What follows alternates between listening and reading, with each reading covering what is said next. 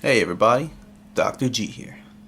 Last time I talked about my Dantarian Master of the Fifth Element deck.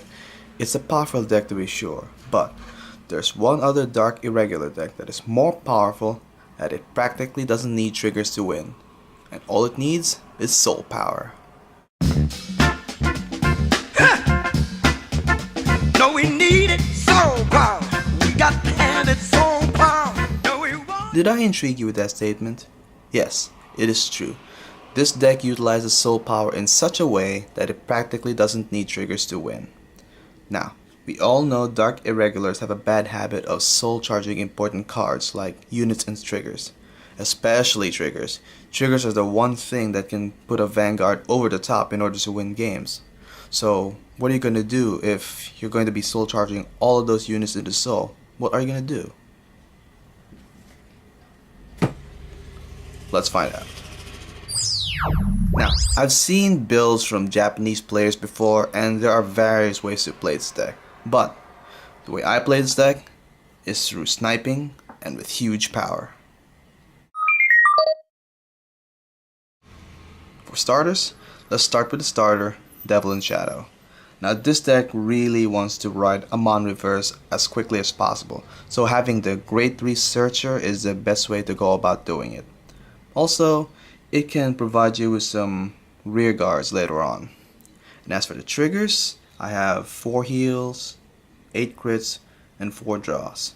Now, as I've mentioned before in my last Dark Irregulars deck, I'm really iffy with draw triggers in Dark Irregular decks because with all the amount of soul charging going on, the last thing you need are draw triggers because, well, you'll deck out faster.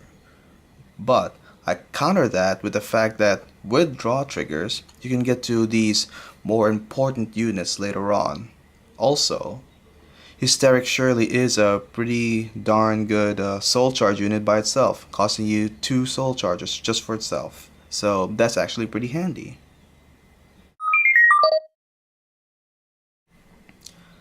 To get that out of the way, 4 perfect guards. Enough said. Next, 4 Hales Deals. This guard is your quickest way to soul charge in this deck. And besides that, it's also a great booster. Next, 2 Yellow Bolts. Now, Yellow Bolt here is a great unit to keep on soul charging every turn. And it's also a great target for Amon Reverse's lock unit, because once you rest it for that soul charge, it practically becomes useless. So all you need to do now is just use Amon and lock this rested unit, and you actually got 2 uses out of it. And lastly, for my build, I have 4 Bloody Calf. I have 4 Bloody Calf in here to snipe at those troublesome units, and if you really think about it, this deck is actually light on the use of Counterblast, especially with the Vanguard, so you can dedicate all of that to your sniper units. And now for Grade 2s. For starters, we have Hell's Draw at 4. This is another one of those really fast soul charging cards that you need for this deck, which is why we maxed it out at 4. And next, we have Ron Grenlin at 4. Now, this card is actually pretty important in this deck if you think about it. When Amon Reverse uses this limit break, it's going to have to lock a unit. And the card you would most likely lock is a rear guard booster. Most of the time, the booster for one of your rear guard attackers.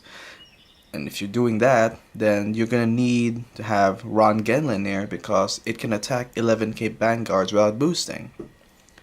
And finally, we have Gwen the Ripper, the other sniper card besides Bloody Calf, also run in 4s. This is your other outlet for those unused counterblasts, and it's a great way to snipe your opponent's back row units. And now for the Grade 3s, we have 4 Amon Reverse and 3 of the regular Amons. Now you might be asking yourself, why am I only running 3 of the regular Amons? Well, in case of this deck, Amon Reverse is the more important of the 2 to ride first. But then you're asking yourself, why not ride the regular Amon first instead of riding Amon Reverse first? Because don't I want the cross ride bonus? Well, yes I do, but if you kind of think about it, having Amon be your first Vanguard at this part of the stage is kind of risky, considering it's only a 10k Vanguard. And also, with the amount of soul charging I'm doing in this whole deck, if I have Amon Reverse first, and then I could just happen to soul charge the regular Amon into the soul, and my Amon Reverse will just get its crossride bonus that way. So either way, I'll still get it. And as for Amon Reverse itself, this thing is actually a beast. It gets its power by locking a unit, and that's actually it. It's a pretty cheap cost in order to get its ability. Just locking it doesn't even need a counterblast. So this it out of all of the other reverse units is actually the cheapest. And not only is it cheap, but it's also powerful too. With a huge amount of soul, it can get a huge power up plus an extra critical at 6 or more soul. So that's one of the reasons why I said that with this Vanguard, you could practically win without the use of any triggers. And more on that later. Cards to consider. Now, for the most part, reverse decks usually require a certain type of cards in order for it to work, like from a certain subclan. For example, Reverse Dayusha needing Dimensional Robos, or Vowing Saber needing Eradicators. But Amon Reverse here is actually doesn't really care if it locks anything from its subclan or from the regular part of the clan, which means that this deck actually has a bit more leeway into what cards you can include in the deck. Now for starters, let's start with the starter. If you don't like using if you don't feel that Devlin Shadow is very useful, then you could try Fate Collector, which is part of the Amon line. All it does is at 6 soul, you can soul charge it and get an extra draw. So basically, you can use it as just a 1 soul charge gimmick and a draw, or you can use it as a lock target for Amon Reverse. If you want, you could even go with Greedy Hand. You would use Greedy Hand if you're going to go with the Dimension Creeper route, which is actually very, very possible. And as for the trigger lineup, I said before I'm a little iffy with draw triggers, so we could actually do this as well. 4 crits. So we could go with a 12 crit lineup. In this way, we can not only make our crit-centric Amon Reverse powerful, even more menacing, but we can even make our rear guards just as menacing as Amon Reverse. And now for grade 1s. If you're not into sniping your opponent's units with Bloody Calf, then you could replace Bloody Calf with, say, some Alluring Succubuses. With this in combination with Hales Deal, you can get a huge soul pretty fast. In fact, if you're using Hales Deal in combination with Alluring Succubus, then you would probably want to get yourself some Dorines. With this combination, Hales Deal, Alluring Succubus, Doreen the Thruster, you could get your rear guards into a beastly size.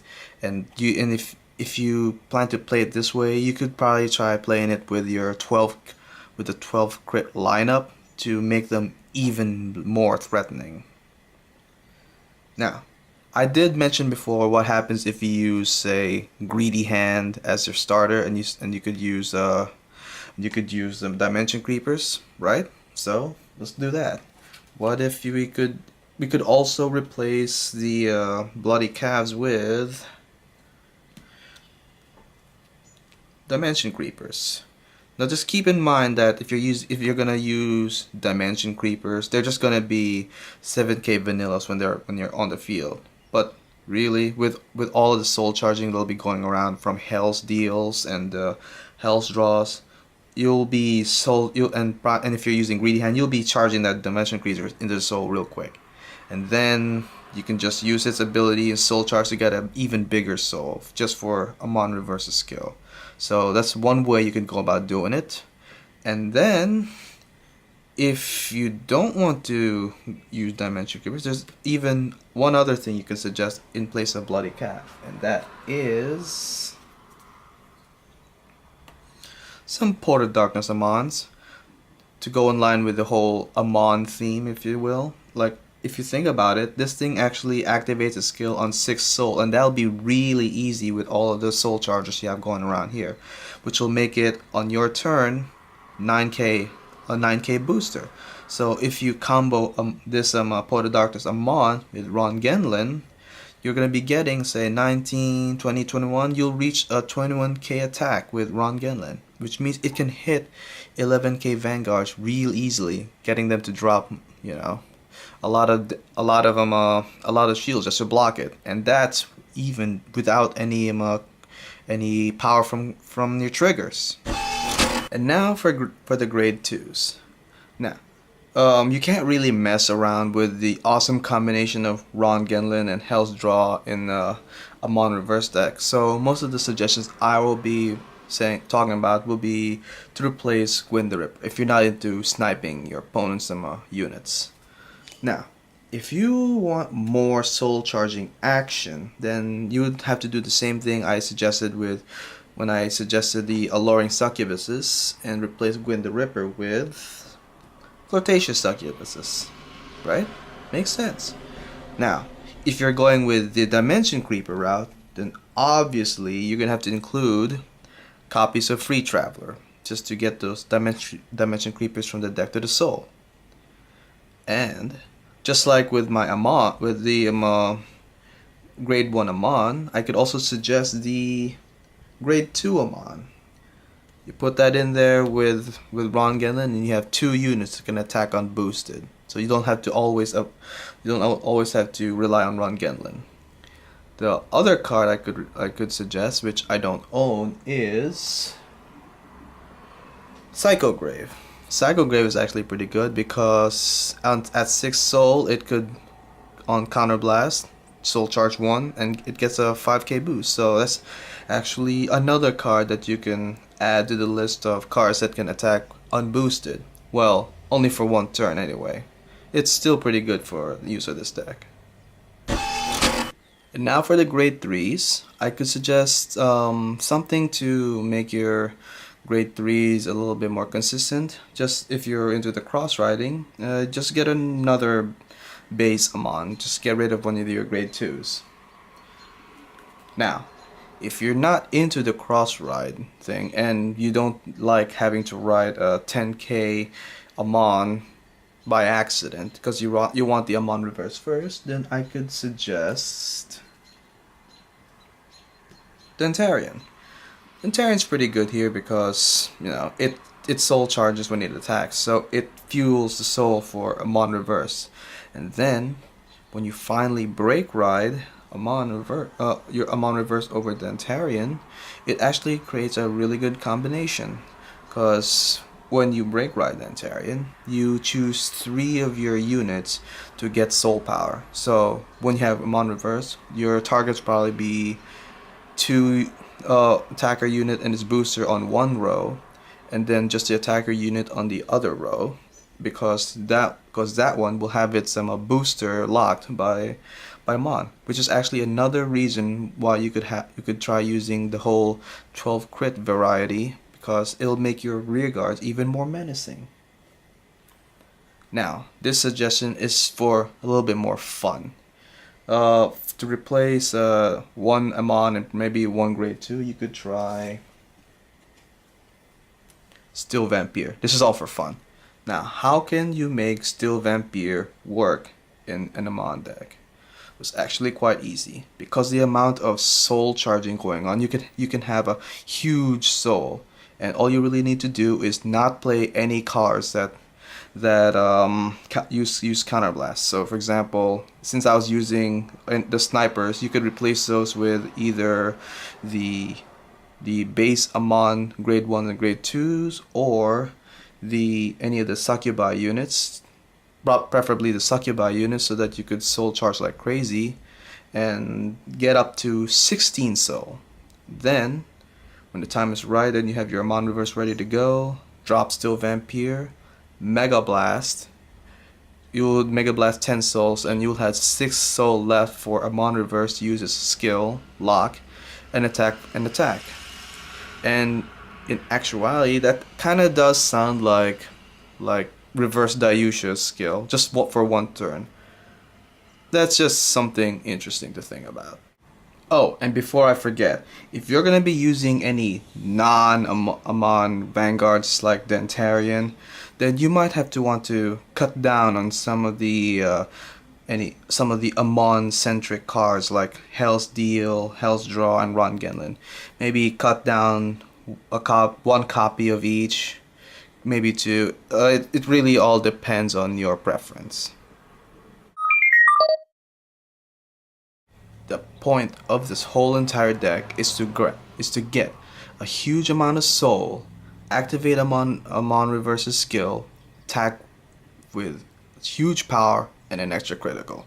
So I set up a field here. The field will mostly look something like this.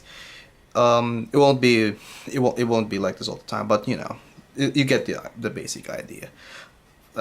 Right now I have Ron Genlin here ready to attack, and I'll probably be using Amon's skill. And if you notice, I have my Yellow Bolt here, and what I was and I'll illustrate for you why Yellow Bolt is a really good unit for this deck, because all you gotta do is this: like when you use its skill, you tap it, you rest it, and you soul charge one.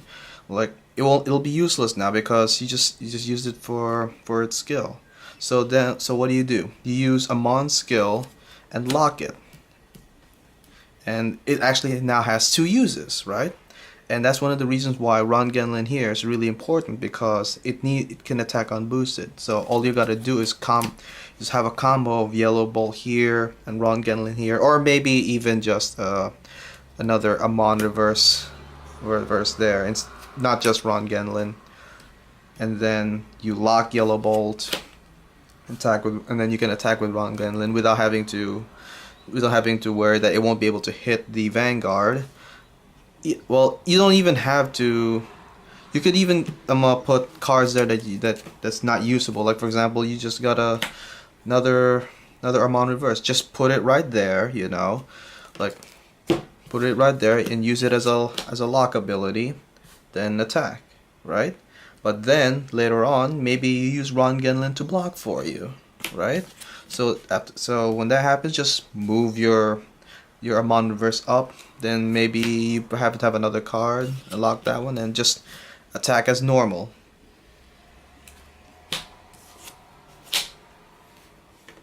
And while you're doing all of this, you also got your sniper units. Now, the sniper units are great because while you're attacking with big power, then they'll be blocking. Then at the same time, you'll be using your snipers here to be taking care of some of their rear guards, right? Taking out all of their resources. So sooner or later, they're gonna run out of resources to block your soul power with crit. You know, and that's one of the reasons why I ran with the snipers in this deck, because it slowly grinds your opponent down until they have got nothing left, and they just got to have Amon attack, and it's got an extra critical, and it just makes it even more menacing when it attacks. Now, when using this deck, there is one question you have to ask yourself. Just how much soul should I have in order to be really effective? Well, there is one magic number that you gotta reach, and that number is 26k attack. Now, why is 26k attack the magic number for this deck? It's actually quite simple. Theoretically, if Amon Reverse is at cross-ride status 13 with a 7k booster, it'll be attacking for 20k, right? Right. However, if you have his limit break active, say 1, 2, 3, 4, 5, 6, you'll be attacking for 26k, which means the opponent will either have to take the attack, use a perfect guard, or drop 20k shields in order to block this attack for a 2 to pass, right? Right. So that's pretty good. But why stop there? Why stop there, right? 26k is pretty big number, but what we want is an even bigger number to grind them down with. And so the next magic number you have to reach is 31. With 31, you will need 11 in soul. So 2, 4, 6, 7, 8, 9, 10, 11. 11 in soul. Activate his skill. He attacks 31k. And with this, they'll have to either take the attack, use a perfect guard, or this time they would have to drop around 30k shields. That's a big amount of shields to be dropping every time you attack. And that's not even counting the criticals that you might pull from your drive check. And you just allocate it to your rear guards here, and you use them to either attack them if you attack their vanguard with crits, or you target their rear guards. So in that respect, you're grinding them down. You attack with your vanguard first, get them to drop their shields. If you have any triggers that drop, and allocate them to your rear guards. It's like give power here. Either attack them with an extricated rear guard, or you target their rear guards to slowly grind them down. And that's not even mentioning the fact that, don't forget, we have snipers too. So you snipe their back row while taking out their front row, slowly grinding them down until they can't block anymore. And really, you don't even have to do that. I mean, if you think about it, this deck, in a way, it's one of the reasons why I mentioned that it's a deck that almost doesn't need triggers to win, because of the fact that when it attacks it can attack us as much as 31k power, and them having to drop this amount every turn just to block, it practically doesn't need triggers to win. Like, it doesn't even care that you soul charge all those triggers into your deck, because it has enough power without using them. In fact, you could almost practically attack without having any other rear guards. If for some reason that happens, its attack is almost equal to 2 attacks, or even 3 attacks if you get the soul big enough. I mean, I've actually had a game where I actually made it reach 36k. Like, they're really gonna have to take that one, or really use all of their perfect guards just to block my attacks. So this is actually a really good deck. And if you kind of think about it, this deck is also pretty good for one of those best of one games that Bushiroad has been doing. Like, if you can grind them down with all of the resources, you could win your round if you manage to get your soul big enough. And because this deck is dedicated to acquiring a huge soul really fast, then your win strategy is all set up. All you have to do is just lock one unit and keep on attacking. So it's actually a really good competitive deck.